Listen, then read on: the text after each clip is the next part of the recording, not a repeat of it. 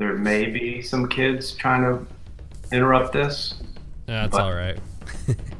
not a big deal. I've got No. 303 and kind of crazy right now. Yeah, it is a little We crazy. are live now. Alrighty, gonna play the intro.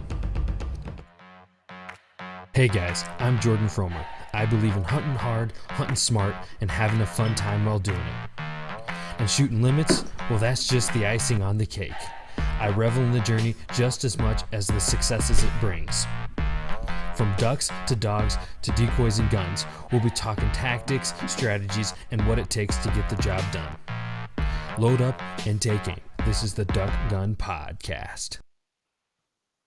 What's going on, folks? I'm Jordan from Gun Chronicles. Got Elliott, my co-host, alongside me from Freelance Duck Hunting, and tonight our guest is Addison from Gunner Kennels. How you doing tonight?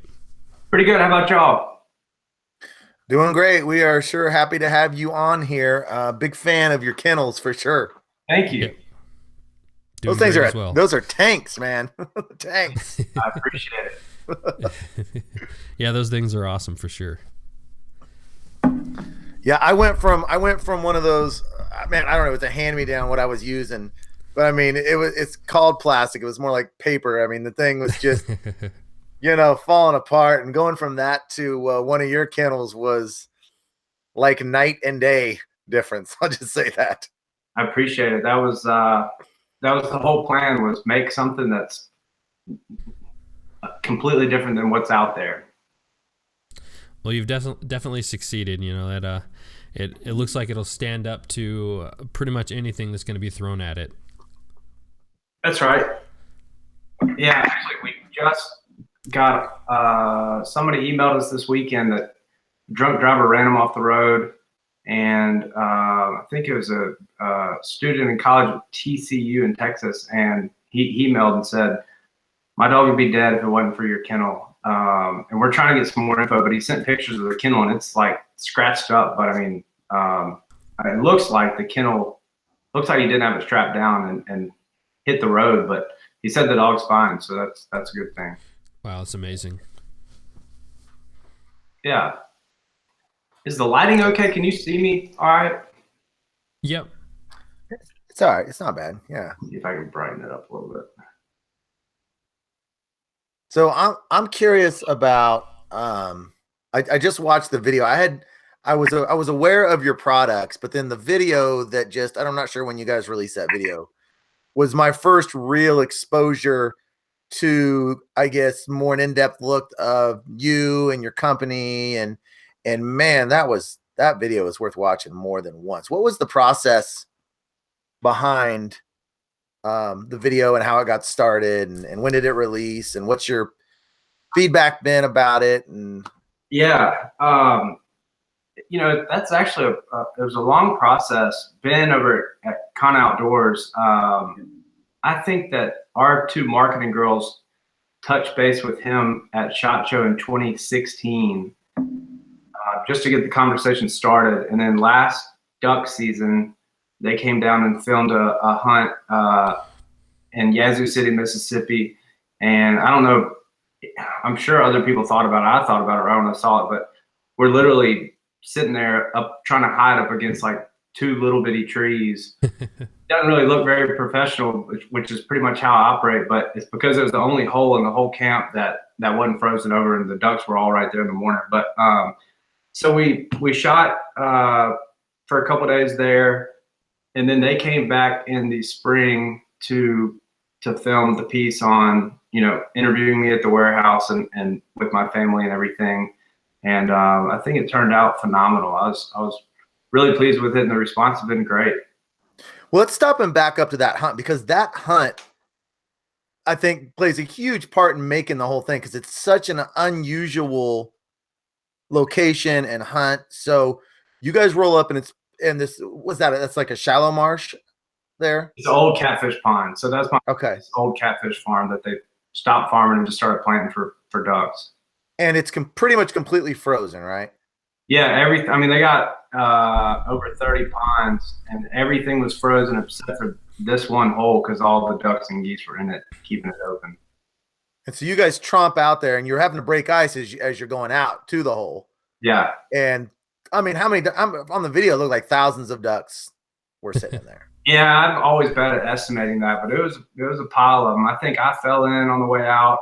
One of my other buddies fell in on the way back to the truck. It was one of the coldest mornings that I've hunted. I hate wearing gloves, but I had to wear my gloves because my hands kept freezing to the gun. And I kept trying to call it, we all knew that we weren't going to hunt past daylight, because once it was daylight, you couldn't see anything. I mean, the ducks would be able to see us. But, I was so worried about Gunner being 9 years old and just that cold conditions. I just got back. I was in a trip in Louisiana at Honey Break, and I'd hunted him pretty hard for some photo shoot stuff we did for Waterfowl the couple days before that. So he was already pretty tired. And I mean, I probably said 10 times, all right, I'm calling it, Gunner's not going to hunt anymore. And it worked out perfect because the sun came up pretty quick and we got our limited ducks. And then I didn't even know that Ben was interviewing me. We were walking around getting a couple cripples while they finished up hunting. And that's kind of where the core of that film was shot, was just when he was walking around asking me questions and we were picking up cripples. And so you just basically stood under those two trees because there was, like you said, no other option really. There was nothing. And were most of the ducks you shot actually like right down over the hole, or did you have to extend your range a little bit? They were all coming in. I mean, they wanted in that hole. We scared them up and they just came right back in. The next day we found a spot that we wanted to hunt. So we got the 4-wheelers out and tried to break up and push all the ice and make a big hole. And we got some really cool footage out of it. But the next day, we didn't shoot a thing. I mean, I don't even know if we might have used a little bit of footage, but it was a bust the next day. But it was a lot of fun just breaking up all that ice on a floor for the whole afternoon. Were the ducks not back in there, or is that what was a bust? Yeah, I think they moved on. Yeah. So you guys probably don't get ice very often down there, I wouldn't think, then, right? No, not really. I mean, that's in the Delta of Mississippi, and I mean it gets cold there, but not too often where everything's locked up. Unique footage, really unique footage. Yeah, it turned out great. Yeah, I definitely didn't know it actually even got that cold down in Mississippi. I'm up here in Indiana, and it doesn't even get that cold here that often. But it looked like you guys had a pretty rough time of it out there in the ice, and yeah, it worked out. It was, anytime I look at Gunner and his whole face is frozen, within seconds of retrieving, I was just like, golly, this is cold. That's cold. It makes you worried, but it looks awesome for the video. Yeah, that's right. So what's the name of that video, and where can people go? What's the quickest, easiest way for people to see that video? Because it's worth watching. I think it's called Gunner, the Dog That Changed My Life. And it's on our YouTube channel, or I just always go to our website and scroll down to the bottom, and there's a little YouTube link to get to our YouTube page. Okay. It's certainly worth everyone, because I mean, it highlights your product, but that's what I love about guys like Ben and some other guys are going at it. It's like they're doing kind of commercial things, but it's just a great video. Yeah. I didn't even, I told him I don't even know if we talked on the phone until right before he got to the camp, but I told him, I was like, we're not going to be trying to push kennels. Like, I don't care about that. If it ends up in the back of a truck, for a shot or two, that's fine. And that's the same page he's on, is let's get your story out there. And so it's real natural. And the good thing is almost because we had never met and never talked on the phone, he was asking me questions and I was answering them nonchalantly, just gut reaction answers. And it wasn't like staged. I kept telling him, was that good? Do we need to reshoot that? Or do I need to say that again? And he's like, no, just be you and keep on going. And he made even someone like me look, made the video pretty cool. Yeah. Yeah. Well, none of it looked staged, I'd say, at all. I mean, I know you kind of got emotional at one point, which was so cool that you were willing to, show your vulnerability like that about your life. I thought that was really, would you be willing to kind of go back and tell the story of why it would be called The Dog That Changed My Life, kind of give that backstory? Yeah. So I was a junior in college at Ole Miss, and I decided I wanted to buy a dog. I've grown up in Chocolate Labs, but never had my own duck hunting dog, and got him. Had enough time to train him, and he was just a phenomenal dog. And I was on the way back. I was hunting every day in Charleston, Mississippi, which is about an hour south of Oxford, southwest of Oxford. And I came back to the square in downtown Oxford, and these girls came up and talked to me. They wanted to pet the dog. Gunner was a puppy, and one of them said, we became friends, and she said, I've got this girl that I know that you're going to marry. And I was just like, no, that's really weird. I don't even know if I want to meet this girl. It's just weird to hear that. And so over time, she ended up introducing me, and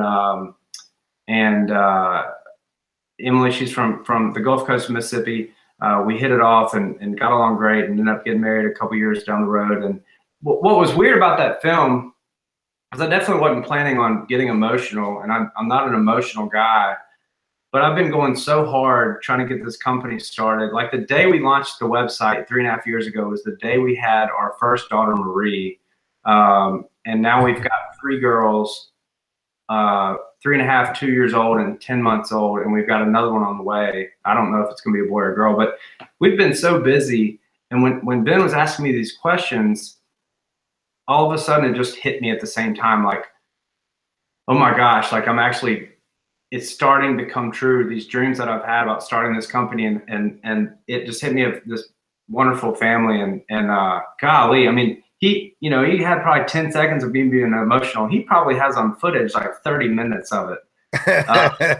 It was, I left going, oh gosh, I hope they don't play all that, because he was asking me,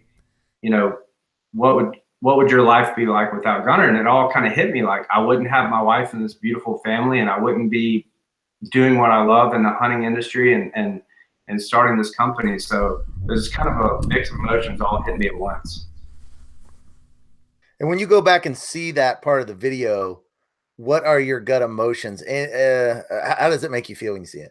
I get emotional. I still do. And I've got a really big family, and we were at a wedding shower last weekend, and all my aunts and uncles were coming up to me telling me that they were sobbing when they were watching it and stuff. And so, Ben did something right, because it's pulling at people's heartstrings, but it's part of going direct to consumer. You've got to open up, and you've got to just tell your story and let people know. Because I've always tried to have this front that, we're this huge company and nobody knows anything about me or anything like that. But when we went direct to consumer in May, I decided I've got to be as open as possible, and I've got to let people in, and I'm not trying to get recognized for anything. I just want people to know kind of who we are and what we're doing. Yeah, and that's really cool when you watch that video and you see that story, because us as hunters, we can connect with that, and as fathers and people that have dogs, we see all these elements of you that you've opened up in your story, and it's the thing that we do, and all these things that are connected to duck hunting, and it's kind of the stuff that's underneath that, kind of a layer deeper, that allows us to connect with it, and is really comes through with that story. Sure. Yeah, I would just say, any of you that are listening, if you have not seen that video, go check it out. Go check it out now, because now we're talking about it. My wife likes to listen to the podcast. I'm like, now that I'm talking about it, we're going to watch that after we get off, show it to my wife. It's just cool. It's a great thing. Yeah. Awesome. So are you out of Tennessee? Is that right? Yep. I'm in a town called Brentwood, just 15 minutes south of Nashville. How's the hunting down there? I've heard it's good. I've for some reason, first duck hunt I was probably 14 in West Tennessee. But then my uncles and some other buddies all had camps in Arkansas. So I've always gone to Arkansas and then Mississippi when I went to college to go duck hunting. And I'd come back from college for Christmas break or something, and we'd all try to go hunt at the local lakes and stuff, and we never had much luck, and that's probably our, user error. And they've got them, but I don't hunt locally much. Typically I feel like I'm a glutton for punishment after seeing that I've got 3 kids within 3 years, and I feel like if you're going to go kill ducks, you got to drive 5 hours and make a weekend of it. So I guess you said you cut your teeth in Western Tennessee. Mm-hmm. Just about an hour and a half west of here. But I've always been a big deer hunter and deer hunted around here, and big, just ate up with fishing when I was younger and still am, and I can fish around here. But after all these kids, I sold my boat, and so I'm not able to hunt locally as much as I want to, just on my own. So then with everything is really transitioning in your life to work, because I know in the video you were saying you used to hunt just constantly, and as your family rises in your company, there's just not as much time for it, but it seems like you're still happy with that transition at the same time. Yeah, it's cool because, I can go on these hunts and it's business. I'm trying to build relationships with different guys in the industry. We're trying to get content. And so I'm still, I say I don't get to hunt as much, which I don't, but I don't think I probably get to hunt more with 3 kids now than I would have if I wasn't in this industry. I just got back from Canada a week ago, and it was incredible. I've never hunted up in Canada, and it was awesome. And then I lined up a bunch of hunts this year thinking, okay, Emily, my wife's not going to be pregnant, so I'm going to get the green light to go hunting at all these places. Then we found out she's pregnant. So I'm not booking any new hunts, but I'm going to be all over here pretty soon. But I can't book any. I really don't want to. I had to turn down 3 hunts last week in Texas, like back to back to back. And I was just like, yeah, I'm okay with it, because when I'm gone, I feel so bad about leaving, a pregnant wife and 3 toddlers to take, for her to take care of. But one day they'll be a little bit older. I can start taking them. Yeah. So how many you have? All girls, boys? What do you have? I got a 3-year-old girl, a 2-year-old girl, and a 10-month-old girl. Okay. And is the verdict still out on number 4? I don't think we're going to find out. She says that I got to get neutered after this, and so she wants to keep it as a surprise on the last one. And you're okay with that? Yeah, it's not my decision. I mean, it's her. Yeah. I know what to do with the girl, and if it's a boy, that'll be even, a great surprise too. So whatever, it's all good. That's cool. Awesome. So you said, you got some other plans hunted out for, or some hunts planned out for the year? Yeah, I'll be going. I'm going up to Maryland next week for the World Goose competition. I think we're going to try to hunt with Jeff at Pit Boss Waterfowl, and then I'm going to Honey Break in Louisiana, and I'll be going back and forth to Mississippi, the same spot that we filmed in Yazoo City a bunch, just on random weekends, and then hunting in Arkansas for the World Duck Hunting Championship, and I've got a couple others planned I can't think of. What was your Canada trip like? Mostly goose or ducks, fields? How'd you guys do up there? It was incredible. We hunted with TJ Millette or TJ Mallet. Sorry, I know some other guys with the last name Millette. Frontline Waterfowl. They're in Saskatoon. We're field hunting. We would kill a limit of dark geese, and then we'd kill a limit of ducks. I mean, all pintails and mallards, and it was only 5 of us shooting, but it was really special. I mean, it was fun. I was in the blind with some new guys that I'd never met before. But I mean, just to see groups of, hundreds of ducks coming in on you, something you don't get to see, at least for me, every waterfowl season. Normally, those big groups we're looking at going, well, wouldn't that be cool if they just turned and looked at us? They're never going to actually come down and land right on us. in Arkansas or Mississippi. And the pintails too. That had to be pretty cool getting into pintails. Yeah, pintails for me are like a trophy. And the night before, they're like, God, these pintails are going to come in early. And I'm like, what's wrong with the pintail? They're like, they're just dumb. I'm like, they're like really smart for me. I can never get them to come down. And sure enough, I mean, there'd be groups of 200 pintails coming in on us. And I think their view is, they take up part of your limits for the mallards. But I love shooting pintails. And what do they look like up there? Their colors, the pintails. About the same. The heads were a little bit more blonde, if I remember right, but pretty much the same. I guess when I'm shooting pintails around here, the most is down at Honey Break in Louisiana, and they're like a much more dark chocolate head. I might be remembering this wrong, but it looked pretty much the same. I'm sure there's a little bit of variance there. Well, no, right now I live in Kansas, and right now is when we have the most of our pintails. And I know, like this last weekend, we saw hundreds and hundreds of pintails. And I'm with you; they are so finicky and so difficult to bring in. I mean, either they won't look at you, or if they do, they're just a finicky bird. If we get a group at 5 to 10 right down our decoys, which it does happen, but I mean, to me, mallards are way easier to bring in than pintails. Right. I don't know that they act a little bit different up there, I guess, but it was really special. I'd give about anything to get on a pintail. I haven't got one yet, so.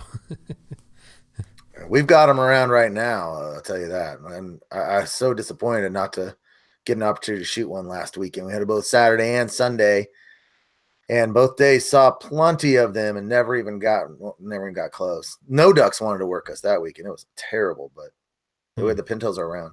Yeah, we were conservation hunting in Kansas a couple of years ago, and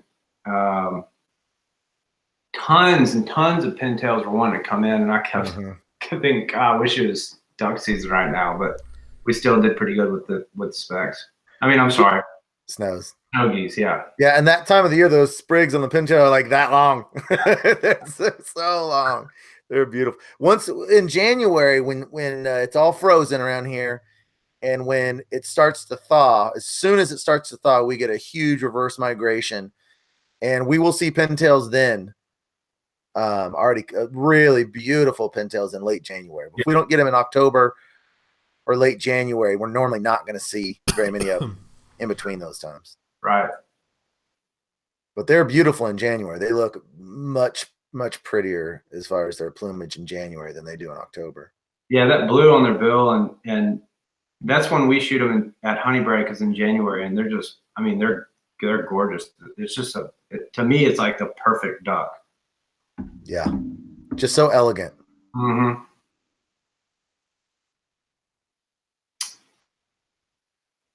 Yeah, so I've been out hunting as well this last week, but we don't see kind of the same ducks you guys see in Kansas or Tennessee. I'd say we only see about mallards and some wood ducks as well, but not a whole lot. Can y'all turn a wood duck, or is it pass shooting, or? No, I mean they'll decoy in. Yeah. They'll decoy in for sure. Honestly, a mojo works really well in wood ducks early season. Yeah, I'm not good at it. I'm not saying they won't do it. I've just never been great at it. I've heard that a lot. Most people say that they can't work wood ducks the same way, and I mean I believe it. I think it's more about being kind of in the general vicinity of where they want to land, and if you can do that with a mojo, they're going to land in your set, and they'll land almost right on the mojo. Right. But as far as calling them in the afternoon, it's like you're not going to call them off of their path. They know where they want to go and where they've been, and they kind of stick to that. Right. Now, is it true what you guys do with wood ducks is that there's not a lot of circling? If they do come in, it's pretty much just in, right? I mean, I'm not the expert to be. Are you asking me? Either of you guys? Yeah, I'll just pass. If we're on public land and in the woods or something, we'll pass shoot them. But I've never been able to work them. But I'm not the right person to be asking. Just wherever I'm hunting, we're usually not seeing them. I mean, they'll work in, they'll circle, but usually, I mean, I've had them where they circle and they don't come in as well. I mean, just like other ducks. But honestly, they're a lot easier, in my opinion, to decoy in than most ducks. Kind of similar to a teal. It's totally different for us. I mean, now we're not hunting. I'm on the east side of the state, so we do have trees and some timberish kind of holes. And if we have wood duck decoys in the right situation, which is almost never, we can get them in the decoys. But as far as just like hunting your open marshes and stuff, if you see them, I don't even care for from you just because they're so frustrating. If you see them, they don't look, they don't. It's just like you can't call them. They're either you're gonna pass shoot them like Addison was saying, or nothing. And working ducks is half the fun of it, so they're just annoying to me. And they eat good and they're pretty. So I mean, I love and we'll shoot them in low light as the sun's coming up, and that's kind of our best chance. And they'll be low enough to shoot. But it's just usually where I'm hunting. It's a lot of gray ducks and a lot of mallards and teal, green-winged teal. You have any widgeon? Occasionally, not as many as I saw in Kansas, but that's another kind of trophy for me, is to be able to shoot a widgeon because it's not as often as I'd like. We have seen so many more widgeon this year than normal. I know my boy and my hunting buddy, both of them have shot already just beautiful drakes this year. It's just there's been so many more than normal. Yeah. Such a beautiful duck. So kind of changing subjects a little bit. Kind of going to Gunner. I know it seemed from your story and everything, you're pretty passionate about your dog, and you said you self-trained him. So I guess kind of give us the kind of the story on your dog and training him and all that kind of stuff. Yeah, so I didn't know much about working a dog, and bought a, I went to go pick him up in North Alabama, and I asked the breeder if he recommended any books, and he said British Training for the American Retriever by Vic Barlow, and I kind of took that book and made it, the Bible, and just got lucky, just learned how to communicate with the dog. If I didn't want him to do something, I wouldn't give him a retrieve. If he did what I wanted to do, I'd give him a quick retrieve. And we were on the same level for the first few years of his life, to where I could get him to do anything. He was retrieving a lot of ducks, and he still does, but I can only hunt him one day at a time now. I can't hunt him 2 days in a row. And that's been the case for about the last 2 years. But he's a phenomenal dog, and he's not perfect. He has his quirks. He's in his later years, he's decided he wants to be the alpha dog, and he'll fight any other male dog around, which is not desirable, but it is what it is. I can't break him of it. And if it's slow, he'll whine, which I'll tell people, if I'm hunting with people I don't know, the next day I'll say, hey, look, he whines. If that's going to be a problem, we won't hunt him, no big deal. But I bet there's some of my buddies that have said that's probably the best hunting dog they've ever seen.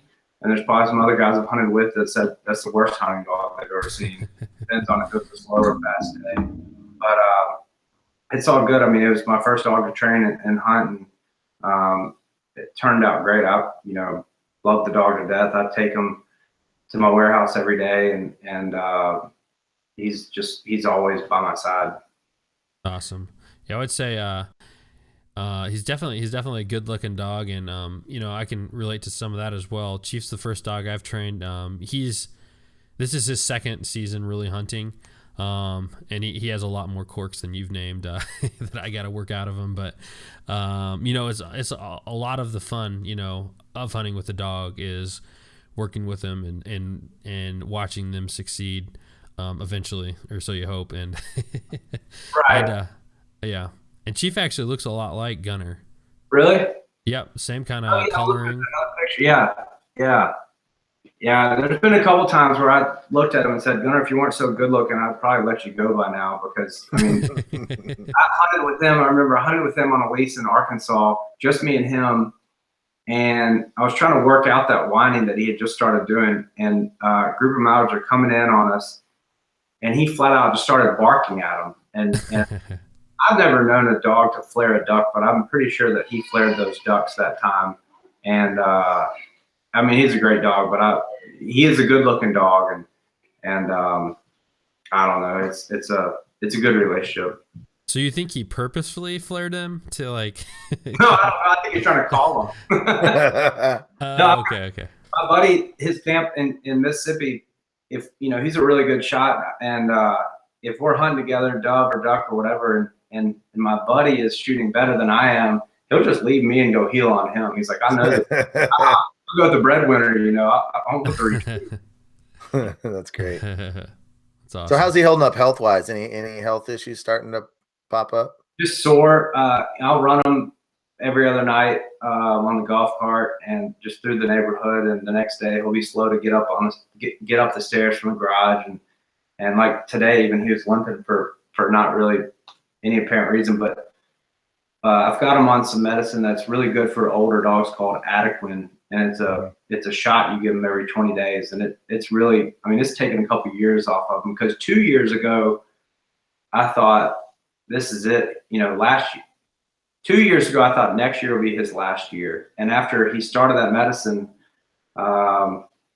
he responded so well to it and hunted so well that, I'm planning on hunting him a lot this year, but this will probably be his last full-blown duck season. And what's leading you to that decision? Just the pain he's in the next day. I mean, I'll leave a camp and put him in the back of the truck. I have to pick him, and I don't let him jump up or jump down out of the back of the truck anymore, but I'll put him in the kennel, and I'll be driving down the road, and he will just start whining and barking uncontrollably. And it's A, because he knows we're leaving and doesn't want to leave, which could be the case, or B, just how much pain he's in. I mean, I remember we hunted him 3 days hard in the freezing temperatures 2 years ago. And when I got back to my house, he was laid up in my office for 2 days. I mean, I would have to pick him up to go out and use the bathroom. And I mean, his feet, it's not necessarily just his joints and his shoulders and stuff, but his feet seem like they're in pain.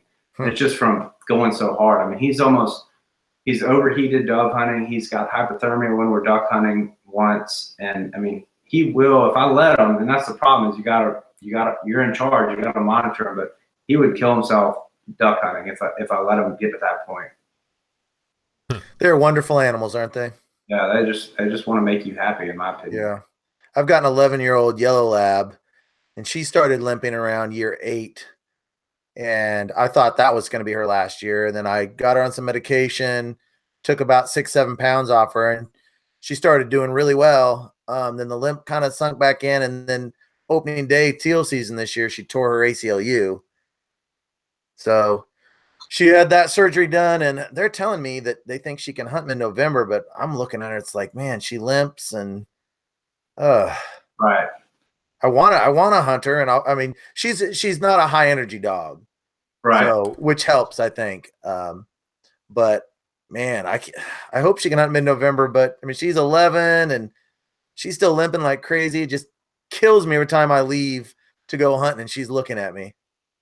Yeah, so I bred Gunner 2 years ago, and we kept one of the puppies. We named him Bullet, and it was right when we had our second child and really trying to start the company. And he had pretty much stayed in school most of his life. I'd go pick him up and go on hunts and hunt him on the second day. And I got him back for this dove season, and Gunner and Bullet hunted great together. They got along fine. I was really, really pleased with Bullet. He's got the same drive that Gunner does. I call him Gunner a lot just because they look so much alike. But that night I was giving them each a dove heart as I was cleaning the doves, kind of as their reward. And for some reason they got into it and started fighting. And the next day I heard them down in the garage. They were fighting a little bit. And then that afternoon I had my 3 kids out on the back porch or backyard, and they started fighting. And it killed me because I realized these two are always going to fight each other. They both think they're the alpha male. And I've tried to break them both of it. And Bullet's actually up in New Jersey right now with a buddy of mine, Brady Foster, that works with aggressive dogs and problem dogs. And he's got them where he won't try to fight any other dog, but he still will with Gunner. And so we're going to give him to my wife's best friend, which she had Bullett's mother who got hit by a car the other day, and so they're wanting another dog, and her husband's a guide in Mississippi, so he's going to be able to hunt, and I'll be able to pick him up when I need to, and I'll just have to keep him separated. So when I'm hunting 2 days, I can hunt Gunner the first and Bullet the second. But it's been a pretty bad deal because I was planning on, replacing Gunner with Bullet, but it's just not going to work out. But I don't know. It is what it is. So you have a plan B then yet for that, as far as a predecessor? I mean, for some reason or another, I'm a British Chocolate Lab male dog guy. I've grown up with male Chocolate Labs, and I now know that I can't have another one around Gunner, and so it's probably going to have to be after he passes, get another one, or until then, get a female.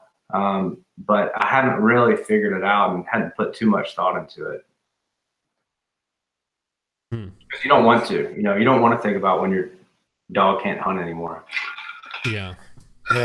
I'm right at that point. I know that I should be getting a dog this year, and man, training a dog yourself I really enjoyed it with my dog, but it is a lot of responsibility, a lot of work. And man, the thought of it just seems exhausting to me just thinking about it. I'm busy training these kids. I might have to get a starter dog or something after this. Yeah. I may try to wait until next year. I don't know. If I'm smart, I'll get a dog this January. Because at least, if I get January, February, my dog's name's Izzy. She can kind of still probably do some stuff during teal season when it's nice and warm. And then the new dog would be ready October, November. So that's probably what I should do. Right. Just dragging my feet about it. Right. It's a sad day when you see dogs going in old age. Yeah. Yeah. All right. Well, Addison, you got anything you'd like to say to people watching or listening? We're working on a lot of cool new products. Now that we're direct to consumer, we're trying to make a better experience for the customer. And no, everything's good. I mean, we're still a small team. We still have small issues here and there where a customer will get, the wrong order or something like that. And we make it right every time, but we're still really small, and everything's going really well. It's just one step at a time. But no, I think that's probably all I've got, unless you have any other questions. Actually, kind of tell about your products a little, like how many different, you only sell kennels, right? Right now, okay. Yeah. And how many different types do you sell, and what are the sizes? Yeah, so we sell a small, medium, intermediate, and large, and that'll fit dogs from 1 pound to 115 pounds. And then we're selling different colors of the kennels now, and we've got different accessories for the kennels. We're working on more accessories for the kennels, but we're about to get into, for me, just all things dog. Anything that I use for Gunner in my day-to-day, most of it's junk. I want to build the best one out there. And I think that we've kind of, we're trying to build our name on the kennel, and take that same thought process and put it towards other products that we use as dog owners or hunters, and just make the best out there. And the main idea being this is the safest, most durable dog kennel on the market, essentially. Yeah, that was the goal. I wanted the best. So when I came up with the idea, there was a $65 crate. Then there was a $2,000 aluminum box that takes up your whole back of your truck, and there was no in between. And I thought somebody needs to make the best plastic crate. And I convinced myself pretty quickly that I would buy one, and figured others would buy one. Figured other people were obsessed about their dogs as I was. And unfortunately, the retail price was a little bit higher than we were shooting for, but we just had to put more into the quality and the craftsmanship of the kennel.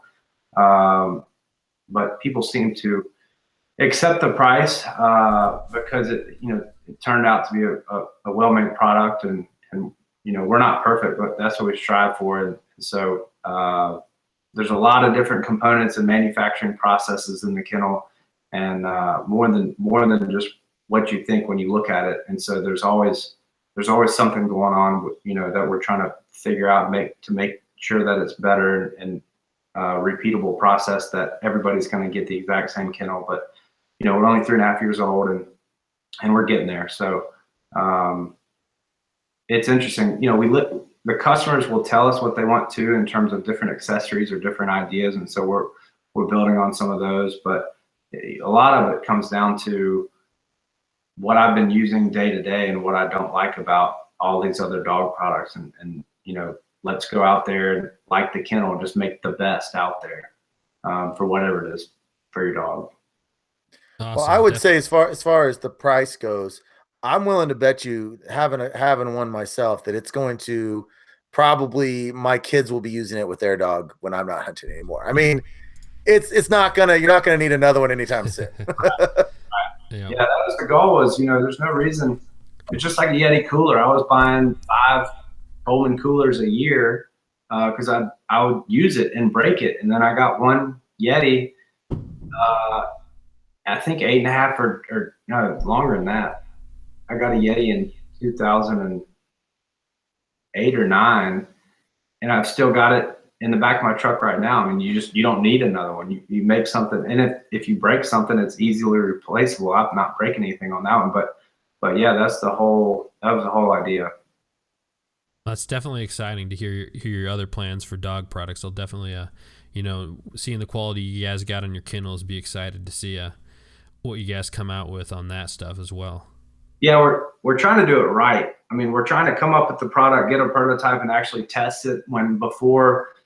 If, say, like a new accessory, people want it so bad and we want to build it so bad, we'll get the first prototype and start selling it, and don't have any time for product testing and figuring out what's wrong with it. And so we've had to adjust a little bit, and it's frustrating to know I've got a lot of new products that I'm working on right now, and it's going to take me longer than I would like to get them out there. But hopefully that means when they're ready to be launched, all the kinks are worked out and that it's ready, with no issues.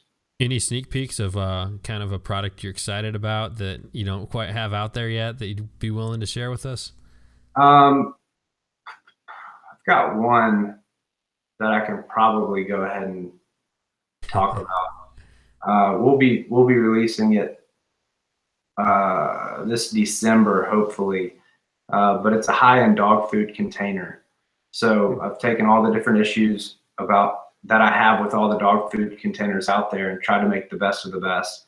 And I'm really excited about it because it's a product that, it's not going to cost $500 to get. And so if you don't have a kennel, but you can appreciate quality, people can afford this. And so, to me, it's a layup, because that's my next biggest issue is when I'm traveling or anytime I'm using my dog food container, I hate it. And it's not ours, but what's out there. And so I've been working on this for over a year now. And I think that, people should be pleased with how that turns out. Awesome. Yeah. All righty. Anything else you want to add, Elliott? Nope. This has been really informative, and it's been wonderful getting to know you and talking to you. Yeah. Appreciate y'all's time. Thanks for having me. Yeah, we appreciate you coming on, Addison. So real quick, let everyone know where they can find you on social media, Facebook, Instagram, everywhere. So just go ahead and list those off. Just look up Gunner Kennels on any of that, and then our website, GunnerKennels.com. All righty. Oh, and we've got a Facebook group called the Discussion Den that I think it's a cool little group of people looking to buy a kennel or people that have a kennel that just bring up different topics. Awesome. All right, folks. Well, that's all we got for tonight. Thanks again, Addison, for coming on. I'm Jordan. I'm Jordan from Gun Chronicles, Elliott from Freelance Duck Hunting, and Addison from Gunner Kennels. And we'll see you guys next time. Appreciate it.